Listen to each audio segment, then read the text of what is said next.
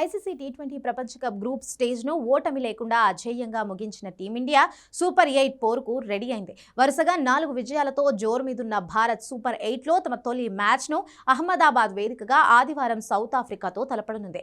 League దశలో America కాస్త పోటీ ఇచ్చినా మిగతా 3 మ్యాచ్లను టీమిండియా ఏకపక్షంగా గెలిచింది. అయితే సూపర్ 8లో టీమిండియాకు అసలు సిసలు సవాల్ ఎదురైంది.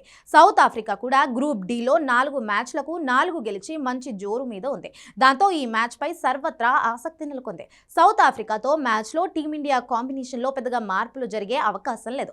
అయితే వరుసగా 3 మ్యాచ్ల్లో డకౌట్ అయిన అభిషేక్ శర్మను కొనసాగిస్తారా లేక పక్కన పెడతారా అనేది $1 మిలియన్ క్వశ్చన్. అతను గత 5 మ్యాచ్ల్లో 4 సార్లు డకౌట్ అయ్యాడు.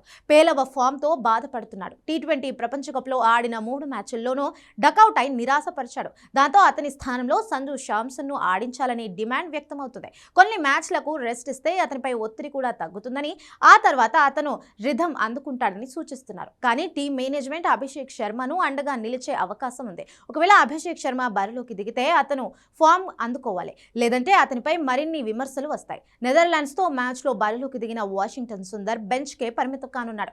అతని స్థానంలో vice captain Axar Patel re entry ఇవ్వనున్నాడు. స్పెషలిస్ట్ స్పిన్నర్ వరుణ్ చక్రవర్తి కొనసాగుతుండటంతో కుల్దీప్ బెంచ్కే పరిమితం కానున్నాడు. జస్ప్రీత్ బుమ్రా పేస్ విభాగాన్ని లీడ్ చేయనుండగా హర్షదీప్ సింగ్ రెండో పేసర్గా బరిలోకి దిగుతారు.